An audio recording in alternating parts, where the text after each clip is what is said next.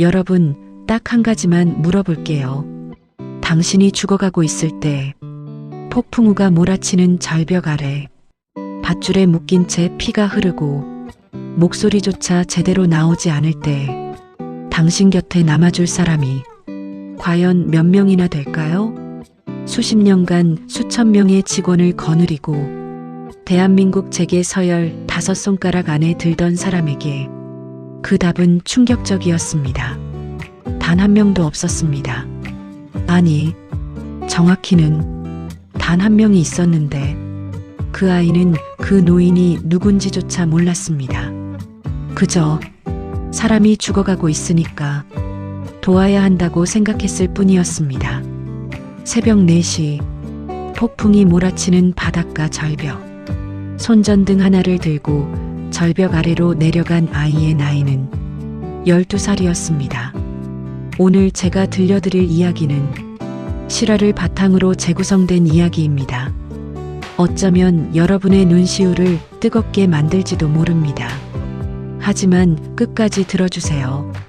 왜냐하면 이 이야기의 끝은 눈물이 아니라 따뜻한 온기로 마무리되거든요.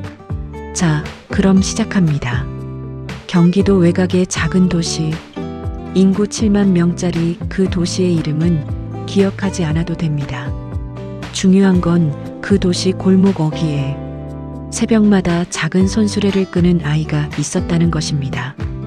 이름은 박준호, 12살, 초등학교 6학년, 키는 또래보다 조금 작고 몸무게는 또래보다 훨씬 가벼웠습니다. 잘 먹지 못했으니까요. 준호의 하루는 남들과 달랐습니다. 보통 아이들이 새벽 6시에 눈을 뜰 때 준호는 새벽 4시 30분에 알람 없이 일어났습니다. 알람이 필요 없었습니다. 배가 고프면 자연스럽게 눈이 떠졌으니까요. 준호는 조용히 이불을 개고 낡은 운동화 끈을 묶고 현관 옆에 세워둔 손수레를 끌었습니다. 손수레는 준호 할머니가 오래전부터 쓰시던 것이었습니다. 바퀴 하나가 약간 비뚤어져서 끌 때마다 삐걱삐걱 소리가 났습니다. 그 소리가 골목에 울릴 때 동네 개들이 가끔 짖었습니다. 준호는 개들한테도 조용히 손을 흔들었습니다. 안녕, 나야. 놀라지 마. 폐지를 모으는 코스는 정해져 있었습니다. 먼저 시장 뒷골목. 상인들이 밤새 쌓아둔 박스들을 챙깁니다. 다음은 아파트 단지 재활용 코너. 신문지, 잡지, 두꺼운 골판지를 분류합니다. 그리고 마지막으로 편의점 뒤편. 편의점 사장님은 준호를 알아보고 가끔 유통기한 하루 지난 삼각김밥을 내밀었습니다. 준호야, 아침은 먹었어? 네, 먹었어요. 먹지 않았지만 준호는 늘 그렇게 대답했습니다. 사장님이 걱정하는 게 싫었거든요. 삼각김밥을 받을 때만 살짝 웃으며 말했습니다. 감사합니다. 잘 먹을게요. 그 웃음이 어찌나 환한지 편의점 사장님은 나중에 이렇게 말했습니다. 그 아이 웃음을 보면 저도 모르게 기분이 좋아졌어요. 그냥 해맑았거든요. 준호에게 할머니는 전부였습니다. 부모님은 없었습니다. 준호가 3살 때 아버지는 사고로 세상을 떠났고 어머니는 그 이후 어디론가 사라졌습니다. 할머니 박순례 씨, 올해 74살, 허리 디스크에 당뇨까지, 무릎도 두 쪽 다 좋지 않아서 겨울이면 계단을 내려오기도 힘들었습니다. 그 할머니가 준호를 키웠습니다. 기초생활수급비로는 턱없이 부족했습니다. 약가, 전기요금, 쌀값, 3가지를 동시에 맞추는 건 불가능에 가까웠습니다. 준호가 폐지를 모으기 시작한 건 10살 때부터였습니다. 처음에 할머니는 펄쩍 뛰었습니다. 안 돼, 준호야. 할미가 어떻게든 할게. 넌 공부나 해. 할머니, 난 공부 잘 못해도 돼. 할머니 아프지 않으면 돼. 그 말에 할머니는 입을 다물었습니다. 그날 밤 할머니는 준호가 잠든 줄 알고 조용히 울었습니다. 준호는 잠들지 않았지만 모른 척했습니다. 학교에서 준호의 별명은 손수레였습니다. 처음엔 놀리는 말이었습니다. 야, 손수레 왔다. 야, 폐지 줍는 애. 준호는 그런 말에 상처받지 않으려고 했습니다. 아니, 정확히는 상처를 받았지만 티를 내지 않으려고 했습니다. 왜냐하면 상처받은 티를 내면 할머니가 알게 되고 할머니가 알면 할머니가 힘들어지니까. 단 한 명의 친구가 있었습니다. 최동현. 준호랑 같은 반. 부잣집 아이는 아니었지만 그래도 준호처럼 힘들지는 않았습니다. 동현이는 준호를 놀리는 아이들한테 이렇게 말했습니다. 야, 너네 새벽 4시에 일어날 수 있어? 준호는 매일 일어나. 그게 더 멋있는 거야. 그 말 한마디 준호는 평생 잊지 못했습니다. 폐지 1kg은 100원에서 150원 사이였습니다. 준호가 하루에 모을 수 있는 폐지는 평균 30kg. 비가 오거나 눈이 오면 20kg 이하. 날씨 좋은 날 부지런히 움직이면 40kg. 한 달을 꼬박 모아야 약 4만 원에서 6만 원 사이. 그 돈으로 할머니 약을 샀습니다. 당뇨약은 한 달에 약 2만 원. 혈압약은 1만 5천 원. 파스는 5천 원. 남은 돈은 쌀을 사는데 보탰습니다. 이런 계산을 준호는 10살 때부터 머릿속에 넣고 살았습니다. 어른도 하기 힘든 살림 계산을 12살 아이가 하고 있었던 겁니다. 그해 11월 첫 번째 눈이 내리던 날 저녁 할머니가 준호를 불렀습니다. 준호야, 이리 온.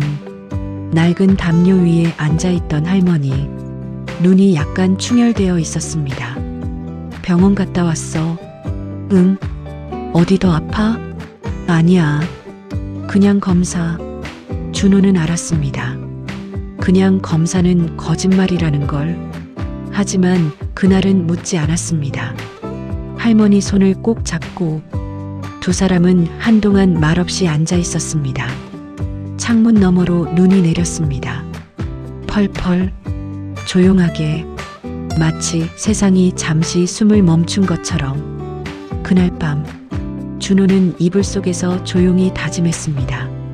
할머니, 내가 더 열심히 할게. 내가 꼭 지킬게. 12월 3일 수요일 기상청은 그날 저녁부터 강풍과 폭우가 예보된다고 알렸습니다. 최대 순간 풍속 초속 20m, 파도 높이 4m 이상. 해안가 주민들은 외출을 삼가라는 방송이 나왔습니다. 학교는 평소보다 일찍 끝났습니다. 준호는 집에 들어가 할머니에게 저녁 미역국을 끓여드리고 할머니가 드시는 걸 확인한 뒤 조용히 손수레를 끌고 나왔습니다. 준호야, 오늘 비 온다. 일찍 들어와. 알았어, 할머니. 잠깐만. 잠깐이 2시간이 될 줄은 그때는 몰랐습니다. 준호가 사는 동네 끝에는 바다가 있었습니다. 작은 어촌 마을 옆으로 이어지는 해안도로. 그 도로를 따라 2km쯤 걸어가면 오래된 수산물 창고 단지가 나왔습니다. 거기서 나오는 박스와 폐지가 꽤 쏠쏠했습니다. 창고 주인 아저씨는 준호를 알았습니다. 오늘은 박스 많아. 다 가져가도 돼. 감사합니다. 준호는 박스를 열심히 접어 손수레에 쌓았습니다. 그런데 돌아오는 길, 비가 갑자기 쏟아지기 시작했습니다. 예보보다 빨랐습니다. 바람도 세졌습니다. 손수레가 비바람에 휘청거렸습니다.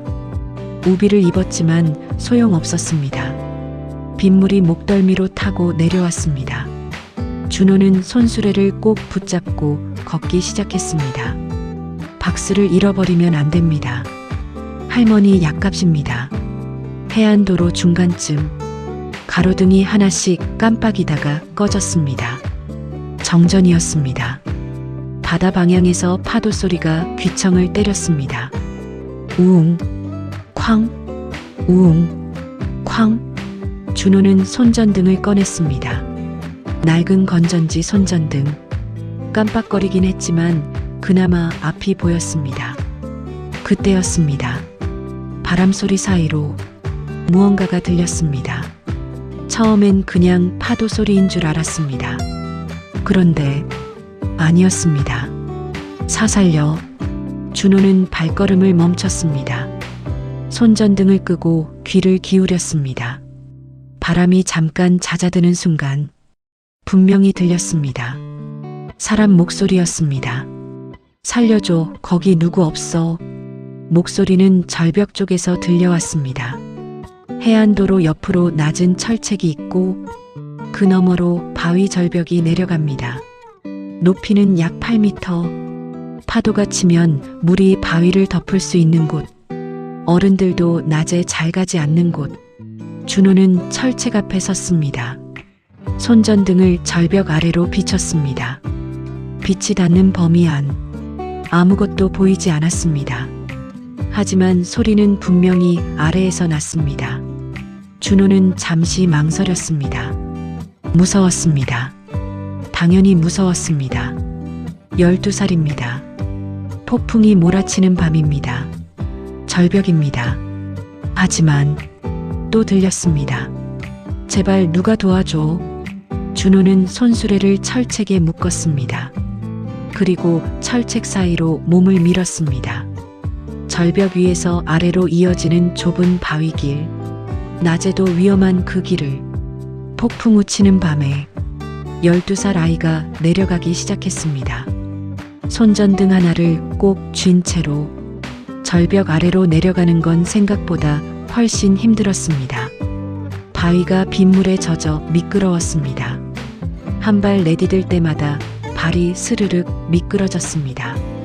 준호는 두 손으로 바위를 짚었습니다. 손이 긁혔습니다. 무릎이 긁혔습니다. 하지만 멈추지 않았습니다. 소리가 점점 가까워졌으니까 거기 있어요? 저 여기 있어요. 준호가 소리쳤습니다.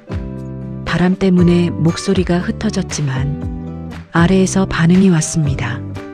여기야. 손전등을 비췄습니다. 바위와 바위 사이 좁은 틈, 거기에 노인이 있었습니다. 준호는 그 광경을 보고 숨이 멎었습니다. 70살은 되어 보이는 노인. 하얀 머리카락, 양복 차림인데 완전히 젖어 있었습니다. 손목과 발목이 검은 밧줄에 묶여 있었습니다. 이마에서는 피가 흘렀습니다. 입술은 파랗게 변해 있었습니다. 저체온. 준호도 그 단어는 몰랐지만 노인의 몸이 심각하다는 건 알 수 있었습니다. 아저씨, 괜찮아요? 노인이 눈을 가늘게 떴습니다. 준호를 봤습니다. 잠깐 멍하게 바라봤습니다. 아이야. 네, 저 여기 있어요. 준호예요. 노인은 힘겹게 말했습니다. 도망쳐라. 놈들이 다시 올 수도 있어. 놈들이요? 나를 여기다 버린 사람들 도망쳐. 위험해. 준호는 고개를 절레절레 흔들었습니다. 저 못 가요. 왜? 아저씨 여기 두고 가면 아저씨 죽잖아요. 노인이 입을 다물었습니다. 눈 속에 무언가가 흔들렸습니다. 준호는 밧줄을 살펴봤습니다. 단단하게 묶여 있었습니다. 어른이 묶은 게 분명했습니다. 준호는 가방에서 칼을 꺼냈습니다. 폐지 묶음을 자를 때 쓰는 작은 커터 칼. 조심스럽게 밧줄을 끊기 시작했습니다. 노인이 말했습니다. 무섭지 않니? 준호가 대답했습니다. 무서워요. 그럼 왜? 그냥요. 그냥. 그 짧은 대답이 노인의 눈에 눈물을 만들었습니다. 밧줄을 끊는데 15분이 걸렸습니다. 커터칼이 작았고 밧줄이 두꺼웠고 손이 떨렸고 빗바람이 계속 방해했습니다. 하지만 결국 풀렸습니다. 노인이 자유로워졌습니다. 그런데 문제가 생겼습니다. 노인이 혼자 일어설 수가 없었습니다. 다리에 힘이 없었습니다. 오랜 시간 묶여 있었으니 혈액순환이 안 된 것입니다. 제 등에 업히실 수 있어요? 아이야, 난 무거워. 넌 작고. 할 수 있어요. 한번 해봐요. 준호는 노인 앞에 쭈그려 앉았습니다. 노인은 잠시 망설이다가 두 팔을 준호의 어깨에 올렸습니다. 준호가 천천히 일어섰습니다. 다리가 후들거렸습니다. 무게가 만만치 않았습니다. 노인의 몸무게는 65kg, 준호의 몸무게는 33kg, 자기 몸무게의 2배를 업은 것입니다. 하지만 준호는 일어섰습니다. 절벽을 올라가는 건 내려가는 것보다 10배는 더 힘들었습니다. 미끄러운 바위, 세차게 부는 바람, 등 위에 엎인 노인의 무게. 준호는 한 발 한 발 올랐습니다. 두 발이 미끄러질 때마다 무릎으로 버텼습니다. 무릎이 바위에 긁혔습니다. 손바닥이 찢어졌습니다. 손전등은 오른손에 쥐고 왼손으로만 바위를 짚으며 올랐습니다. 노인이 말했습니다. 괜찮니? 네. 거짓말하지 마라. 힘들어요. 그래도 괜찮아요. 노인이 웃었습니다. 이런 상황에서 웃음이 나왔습니다. 넌 참 이상한 아이구나. 자주 듣는 말이에요. 중간쯤 올라왔을 때 준호가 발을 헛디뎠습니다. 순간 두 사람이 미끄러졌습니다. 노인이 비명을 질렀습니다. 준호는 왼손으로 바위 틈을 잡았습니다. 손바닥이 찢어지는 느낌이 났습니다. 하지만 잡았습니다. 두 사람이 멈췄습니다. 심장이 쿵쿵 뛰었습니다. 노인이 떨리는 목소리로 말했습니다. 놓쳐도 돼. 날 두고 가도 돼. 넌 살아야 해. 준호가 이를 악물고 말했습니다. 안 돼요. 왜? 전 혼자 살기 싫어요. 그 말이 무슨 뜻인지 노인은 정확히 이해하지 못했지만 그 목소리 속에 담긴 무언가는 느꼈습니다. 결연함, 절박함, 그리고 따뜻함. 준호는 다시 발을 내딛었습니다. 한 발, 또 한 발. 마침내 철책 위로 두 사람의 손이 올라왔습니다. 도로 위로 올라온 순간 준호는 그 자리에 주저앉았습니다. 다리가 풀렸습니다. 노인도 도로 바닥에 쓰러졌습니다. 두 사람은 한동안 아무 말도 하지 못한 채 빗속에서 숨을 몰아쉬었습니다. 그때 멀리서 불빛이 보였습니다. 자동차 헤드라이트 2개 천천히 다가오고 있었습니다. 노인이 준호의 팔을 잡았습니다. 숨어야 해. 저 차일 수도 있어. 저 차요? 나를 버린 사람들 차. 준호는 망설일 시간이 없었습니다. 노인을 부축해서 도로 옆 낡은 창고 건물 뒤로 뛰었습니다. 낡은 수산물 창고. 자물쇠가 걸려 있었지만 녹슬어서 쉽게 뽑혔습니다. 두 사람은 창고 안으로 들어갔습니다. 문을 닫았습니다. 헤드라이트가 창고 앞을 지나쳤습니다. 느리게, 아주 느리게, 마치 찾는 것처럼 준호는 노인을 꼭 붙잡고 숨을 죽였습니다. 차가 지나갔습니다. 두 사람은 한참을 그 자리에서 움직이지 않았습니다. 창고 안은 차가웠습니다.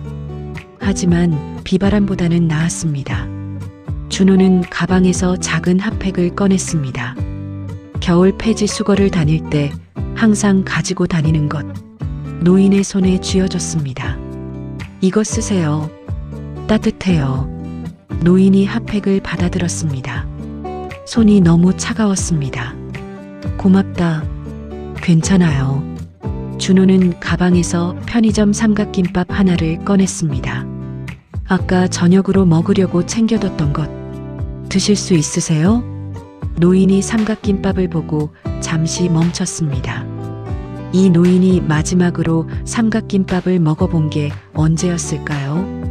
아마 기억도 나지 않을 만큼 오래됐을 겁니다. 괜찮다. 내가 먹어라. 저는 집에 가면 할머니가 차려주실 거예요. 사실이 아니었습니다. 할머니는 이미 주무실 시간이었습니다. 하지만 준호는 노인한테 먹이고 싶었습니다. 노인은 결국 삼각김밥을 받아들었습니다. 천천히 한 입 먹었습니다. 그리고 눈을 감았습니다. 눈가에 무언가 번졌습니다. 밤새 준호는 노인 옆에 앉아 있었습니다. 핸드폰이 없었습니다. 아니, 있었지만 요금 미납으로 정지된 상태였습니다. 경찰에 신고할 방법이 없었습니다. 창고 안에 전화기도 없었습니다. 준호가 할 수 있는 건 딱 하나였습니다. 곁에 있는 것. 노인이 가끔 눈을 감으면 아저씨, 자지 마세요. 왜? 추운 데서 자면 안 된다고 할머니가 그랬어요. 노인이 웃었습니다. 그래, 알겠다. 밤새 두 사람은 그렇게 대화를 나눴습니다. 준호가 할머니 얘기를 했습니다. 폐지 수거 얘기를 했습니다. 동현이 얘기를 했습니다. 노인은 그 이야기들을 들으며 말없이 고개를 끄덕였습니다. 자신의 이야기는 하지 않았습니다. 준호도 묻지 않았습니다. 새벽 5시 동이 트기 시작했습니다. 창고 틈으로 빛이 들어왔습니다. 비가 그쳐 있었습니다. 준호가 말했습니다. 아저씨, 이제 사람들 있을 것 같아요. 제가 도움 청해 올게요. 혼자 갔다 올 수 있겠니? 네. 두렵지 않니? 준호가 잠시 생각했습니다. 두렵지 않다고 하면 거짓말이고요. 노인이 눈을 가늘게 떴습니다. 그래도 갈 거예요. 아저씨 두고 가기 싫지만 아저씨 혼자 있는 게 더 위험하니까. 노인이 말했습니다. 너는 왜 그렇게 용감하니? 준호가 웃으며 말했습니다. 할머니가 항상 그랬어요. 무서울 때 더 움직이면 된다고. 준호는 창고를 나왔습니다. 해안도로를 따라 마을 쪽으로 뛰었습니다. 다리가 아팠지만 멈추지 않았습니다. 마을 어귀에서 처음 만난 사람. 새벽 낚시를 나온 할아버지였습니다. 아이야, 왜 이렇게 다쳤어? 어디서 왔니? 저기 창고에 다친 어른이 있어요. 빨리 도움 청해주세요. 낚시 할아버지가 핸드폰을 꺼냈습니다. 119에 전화했습니다. 10분 후 구급차가 왔습니다. 경찰차도 왔습니다. 노인은 들것에 실려 구급차에 올랐습니다. 의식은 있었습니다. 구급대원이 처치를 시작하면서 말했습니다. 저체온증 초기, 타박상, 잘 버티셨네요. 노인은 구급차에 오르면서 준호를 돌아봤습니다. 눈이 마주쳤습니다. 노인이 입술을 움직였습니다. 소리는 들리지 않았지만 준호는 읽을 수 있었습니다. 고맙다. 구급차 문이 닫혔습니다. 경광등이 켜졌습니다. 차가 떠났습니다. 준호는 그 자리에 서서 구급차가 사라질 때까지 바라봤습니다. 집에 돌아오니 아침 7시가 넘어 있었습니다. 할머니가 문 앞에서 기다리고 있었습니다. 준호를 보자마자 박준호, 할머니가 달려왔습니다. 무릎이 아픈데도 어디 갔다 왔어? 밤새 왜 안 들어와? 전화는 왜 안 받아? 할머니, 미안해.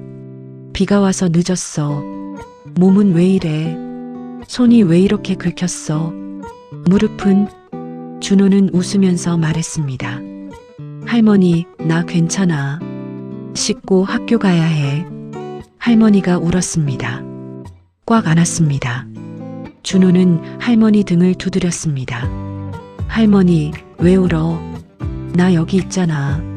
학교에서 돌아온 오후, 준호는 소파에 앉아 있는 할머니 옆에 앉았습니다. TV에서 뉴스가 나오고 있었습니다. 평소엔 뉴스를 잘 보지 않았는데 그날은 유독 할머니가 뉴스를 보고 있었습니다. 준호가 간식으로 과자를 꺼내다가 TV 화면을 봤습니다.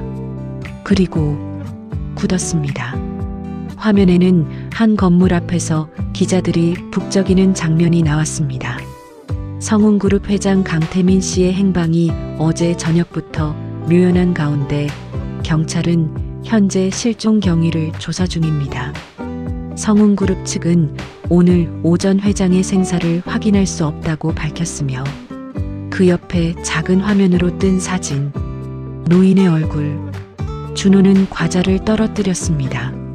어젯밤 절벽에서 업었던 그 노인, 창고에서 밤새 곁에 있었던 그 노인, 삼각김밥을 먹여드렸던 그 노인, 그 사람이 성운그룹 회장 강태민, 대한민국 재계 서열 4위, 자산 규모 12조, 직원 수 5만 4천 명, 그 사람이었습니다.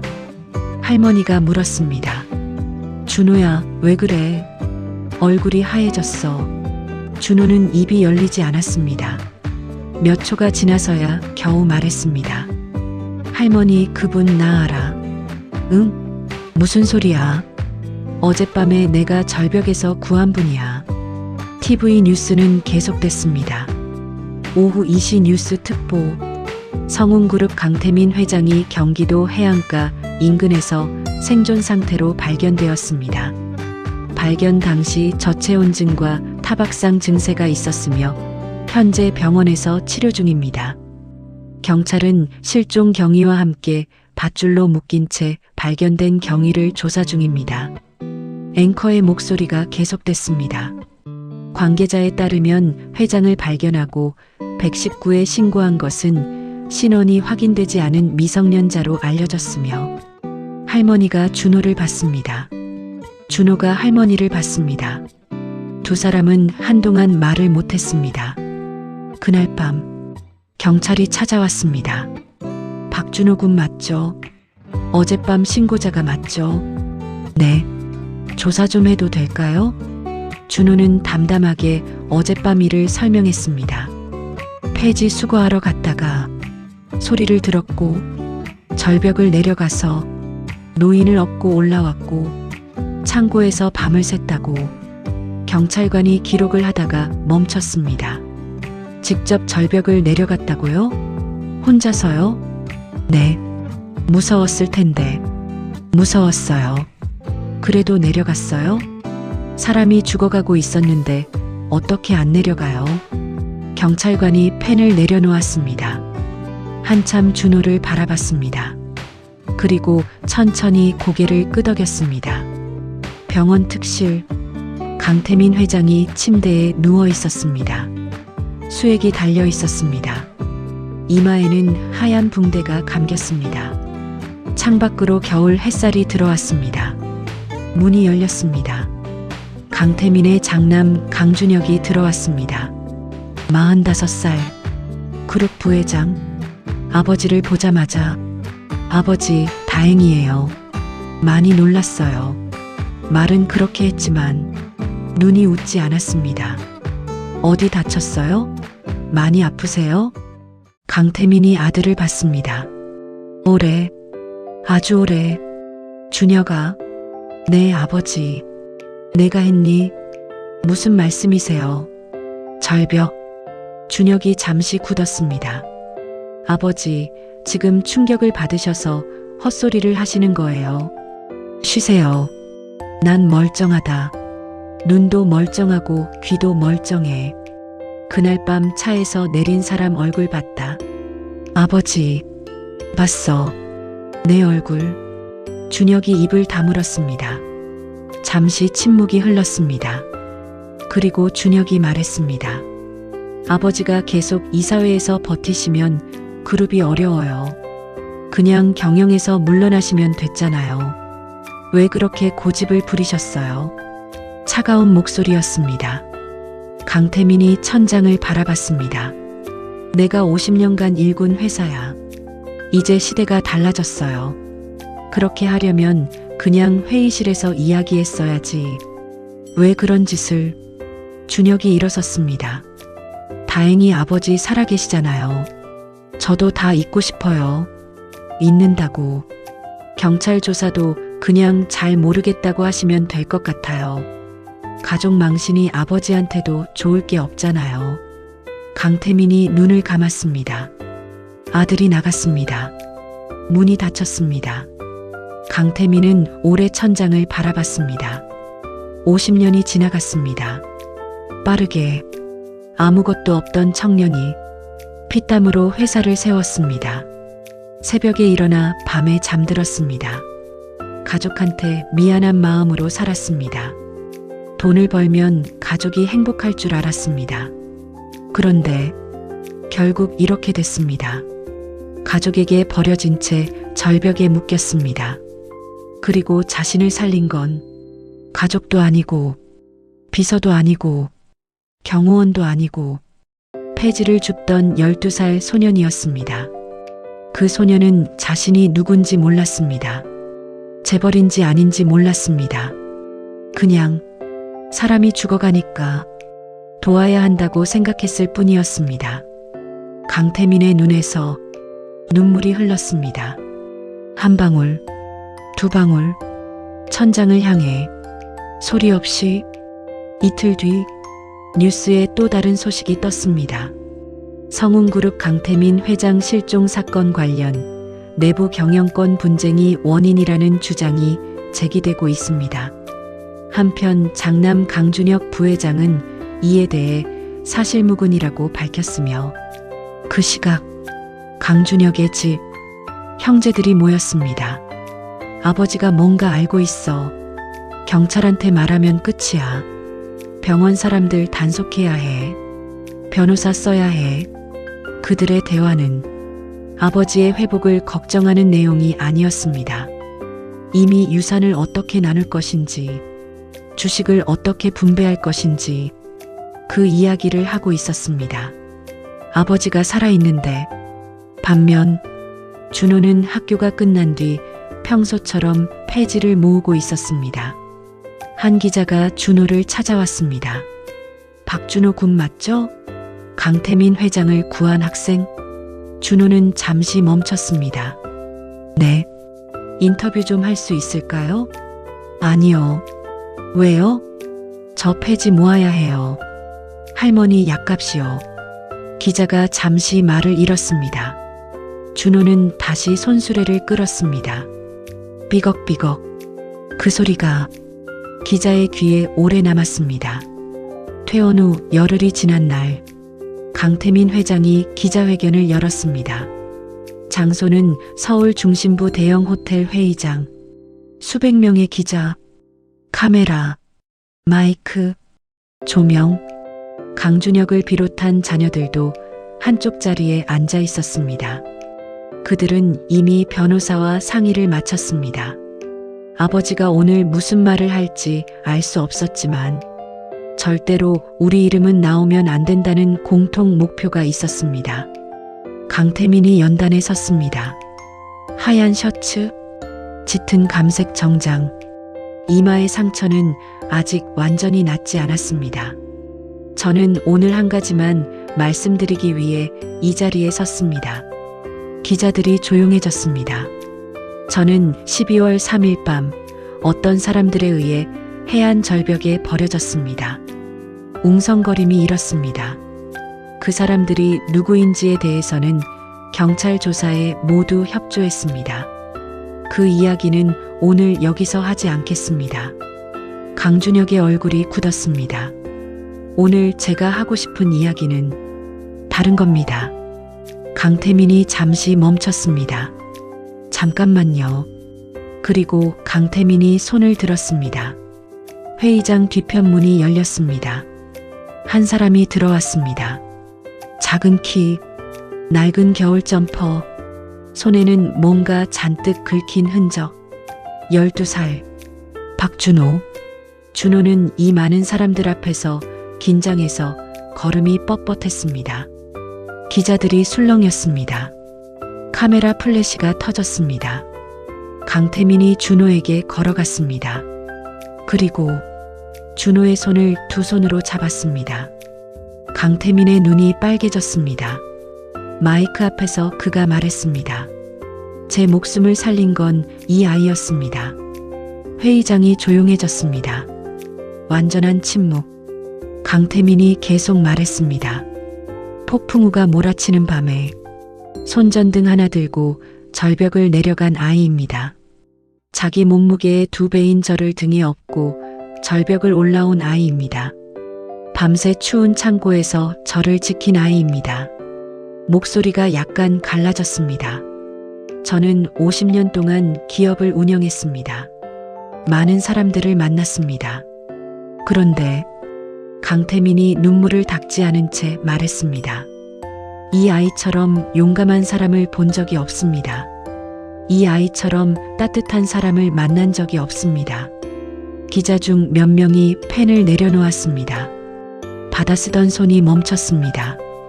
강태민이 준호를 내려다봤습니다. 가장 가난한 아이가 가장 귀한 마음을 가지고 있었습니다. 준호는 고개를 숙이고 있었습니다. 귀가 빨개졌습니다. 강태민이 준호에게 말했습니다. 고맙다, 준호야. 준호가 고개를 들었습니다. 눈이 빨개져 있었습니다. 저는 그냥 사람이 있으면 도와야 한다고 생각했어요. 강태민이 더 이상 눈물을 참지 못했습니다. 회의장 곳곳에서 기자들의 눈물도 났습니다. 기자회견이 끝난 뒤 강준혁은 아무 말도 하지 못했습니다. 동생들도 마찬가지였습니다. 그들이 감춰왔던 것들이 이제 세상의 빛 아래 드러나기 시작했습니다. 경찰 수사가 본격화됐습니다. 강준혁과 관련된 임원 2명이 구속됐습니다. 회사 내부에서도 들끓었습니다. 직원들이 들고 일어났습니다. 창업주를 절벽에 버린 사람들과 함께 일할 수 없다고 이사회에서 강준혁의 직위가 박탈됐습니다. 그날 밤 뉴스에는 준호의 이야기가 쏟아졌습니다. 폐지 줍는 12살 소년, 재벌 회장 목숨 살렸다. 가족도 외면한 자리에 12살이 있었다. 한 달 4만 원 벌어 할머니 약 사는 아이, 재벌의 은인 되다. 온 나라가 준호의 이야기를 봤습니다. 수많은 사람들이 댓글을 남겼습니다. 이 아이가 어른입니다. 내가 너무 부끄럽습니다. 아이가 어른을 가르쳤네요. 대한민국에 이런 아이가 있다니 눈물이 납니다. 준호는 집에서 TV를 끄고 할머니 무릎에 기댔습니다. 할머니, 나 유명해졌어. 할머니가 준호 머리를 쓰다듬었습니다. 유명한 건 됐고 다친 손은 좀 나아가니? 준호가 웃었습니다. 응, 괜찮아. 8단계 진짜 가족이 된 두 사람. 기자회견 이후 강태민은 조용히 움직이기 시작했습니다. 그는 비서를 통해 준호의 주소를 알아냈습니다. 그리고 어느 날 오후 낡은 골목 앞에 검은 차 한 대가 멈췄습니다. 강태민이 내렸습니다. 혼자였습니다. 경호원도 데려오지 않았습니다. 그냥 혼자 할머니 박순례 씨의 집 앞에 섰습니다. 초인종을 눌렀습니다. 문이 열렸습니다. 할머니가 나왔습니다. 강태민을 알아봤습니다. 아이고, 박순례 할머님이시죠? 저 강태민입니다. 준호 만나러 왔습니다. 할머니가 잠시 멍하게 서 있다가 안으로 들어오라고 했습니다. 작은 거실, 낡은 소파, 온기는 있었지만 춥고 낡은 공간. 강태민이 자리에 앉았습니다. 잠시 뒤 준호가 학교에서 돌아왔습니다. 문을 열고 들어서다가 굳었습니다. 아저씨, 왔구나. 준호가 가방을 내려놓고 소파에 앉았습니다. 좋아지셨어요? 덕분에. 두 사람은 잠시 말이 없었습니다. 강태민이 먼저 말했습니다. 준호야, 네. 내가 해줄 수 있는 게 많아. 학비도, 집도, 할머니 병원비도, 뭐든 말해라. 준호가 잠시 생각했습니다. 그냥 아저씨가 건강하시면 돼요. 강태민이 피식 웃었습니다. 그게 다야. 네. 넌 참 이상한 아이야. 자주 듣는 말이에요. 그날 이후 강태민은 종종 준호를 찾아왔습니다. 처음에는 한 달에 한 번, 그 다음엔 2주에 한 번, 그 다음엔 일주일에 한 번, 준호의 할머니 치료를 지원했습니다. 더 좋은 의사를 연결했습니다. 낡은 집의 보일러를 교체해줬습니다. 창문 바람이 새는 것도 고쳐줬습니다. 하지만 준호는 손수레를 버리지 않았습니다. 학교가 끝나면 여전히 폐지를 모았습니다. 강태민이 어느 날 물었습니다. 이젠 안 해도 되는데 왜 계속하니? 준호가 손수레 바퀴를 닦으면서 말했습니다. 받은 만큼 저도 누군가를 돕고 싶어요. 강태민이 멈췄습니다. 무슨 말이야? 아저씨가 많이 도와줘서 저도 그만큼 누군가한테 해줘야 할 것 같아서요. 그래서 폐지 모아서 경로당 어르신들한테 과자 드리고 있어요. 강태민이 준호를 봤습니다. 오래, 아주 오래, 과자를, 네. 할머니가 달달한 거 좋아하시거든요. 다른 할머니, 할아버지들도 좋아하실 것 같아서 강태민은 대답을 못했습니다. 목이 막혔습니다. 겨울이 지나고 봄이 왔습니다. 할머니 박순례 씨의 건강이 눈에 띄게 좋아졌습니다. 새 의사가 처방을 바꾸니 훨씬 효과가 좋았습니다. 무릎도 한쪽은 수술을 받았습니다. 이제 계단을 조금 더 잘 내려올 수 있었습니다. 할머니가 어느 날 준호한테 말했습니다. 준호야, 그분이 우리한테 너무 많이 해줘서 어떡하냐? 할머니, 그냥 받아. 공짜가 어딨어. 공짜 아니야. 아저씨가 감사하다고 하는 거잖아. 할머니가 한숨을 쉬었습니다. 그래도 준호가 할머니 손을 잡았습니다. 할머니, 내가 그날 절벽 안 내려갔으면 아저씨 돌아가셨을 거야. 그러면 아저씨 평생 허무하게 끝나는 거잖아. 나는 그냥 그게 싫었어. 그것뿐이야. 할머니가 준호를 바라봤습니다. 눈물이 났습니다. 우리 준호가 언제 이렇게 컸어? 준호가 웃었습니다. 응, 많이 컸어. 여름, 강태민이 준호를 데리고 드라이브를 나갔습니다. 준호가 좋아하는 바닷가로 갔습니다. 그런데 그 바닷가는 그날 밤 절벽이 있던 곳 근처였습니다. 두 사람은 차에서 내려 바다를 바라봤습니다. 여름 바다는 반짝였습니다. 폭풍우 치던 그날 밤과는 전혀 다른 얼굴. 준호가 말했습니다. 그날 밤 여기 진짜 무서웠는데. 알아. 너 무섭다고 했잖아. 그래도 다시 그날로 돌아가도 똑같이 할 것 같아요. 강태민이 준호를 바라봤습니다. 왜? 준호가 잠시 생각했습니다. 할머니가 항상 그랬어요. 나중에 후회하는 것보다 지금 힘든 게 낫다고. 강태민이 천천히 끄덕였습니다. 준호야. 네. 한 가지 말해도 될까? 네. 강태민이 바다를 바라보며 말했습니다.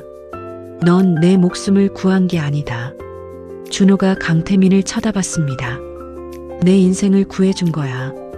두 사람은 한동안 말없이 바다를 바라봤습니다. 파도가 밀려왔다 밀려갔습니다. 준호가 조용히 말했습니다. 저도요. 응? 저도 아저씨 덕분에 많이 달라진 것 같아요. 어떻게?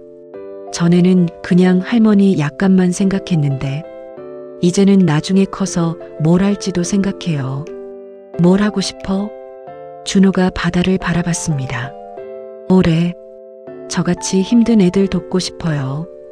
근데 폐지 모아서 하는 게 아니라 제대로. 강태민이 피식 웃었습니다. 그러려면 공부도 해야 하는데. 알아요. 그래서 요즘 공부도 해요. 성적은 조금 올랐어요. 강태민이 웃었습니다. 진심으로. 아주 오랜만에. 그래. 그러면 되지. 그해 가을. 강태민은 준호와 할머니가 더 따뜻한 곳에서 살 수 있도록 집을 마련해 줬습니다.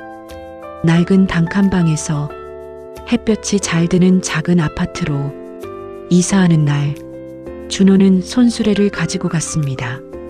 강태민이 말했습니다. 그건 안 가져가도 되지 않아. 준호가 손수레를 꼭 붙잡았습니다. 이건 제 거예요.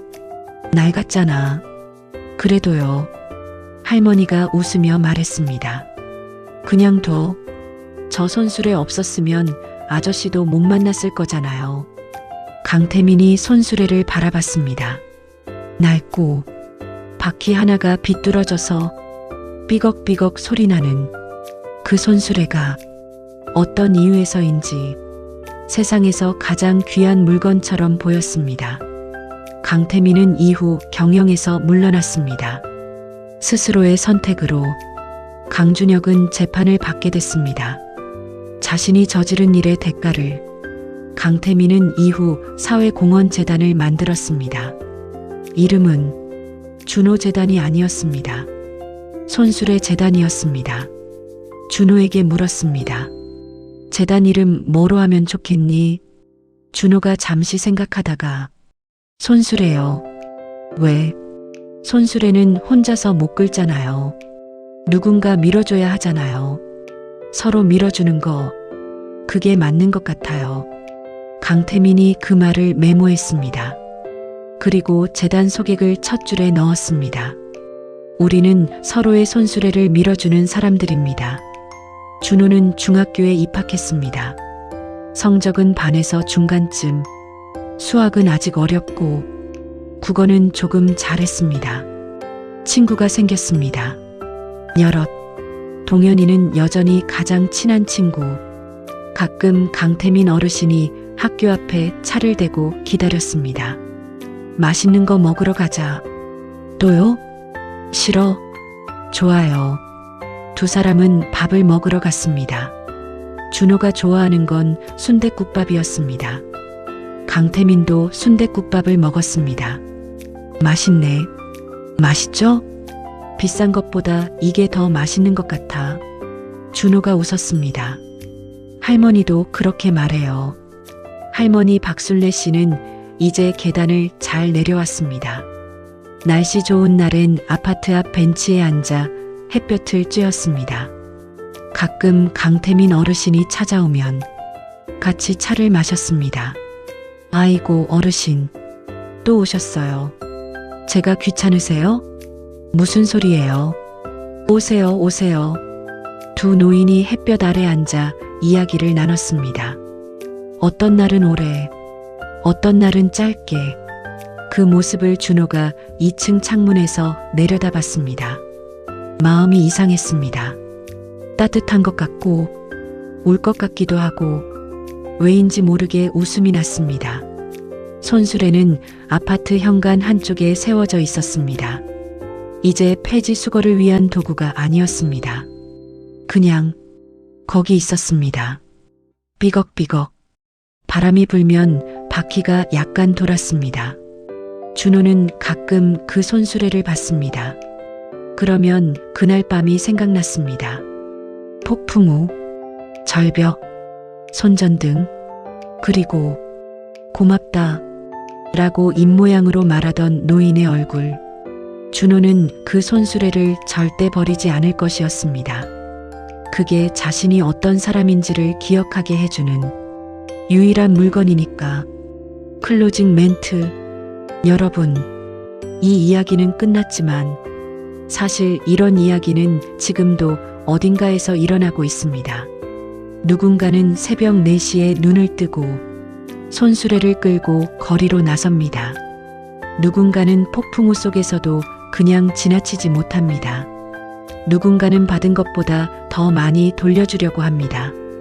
그 사람들은 특별한 사람이 아닙니다. 그저 사람이 사람을 외면하지 않아야 한다는 걸 마음속 어딘가에 아직 믿고 있는 사람들입니다. 여러분도 그런 분들이실 거라고 생각합니다. 살아오면서 힘들었을 때 누군가 손 내밀어줬던 기억, 혹은 내가 누군가에게 손 내밀었던 기억, 그 기억이 여러분 마음속 어딘가에 있을 겁니다. 그게 우리를 사람답게 만드는 것이라고 준호는 이미 12살에 알고 있었습니다. 오늘 이 영상이 마음에 드셨다면 좋아요와 구독, 그리고 주변에 이 이야기를 나눠주세요. 이 이야기가 필요한 누군가에게 닿을 수 있도록 다음에도 여러분의 마음을 따뜻하게 해드릴 이야기로 돌아오겠습니다. 감사합니다.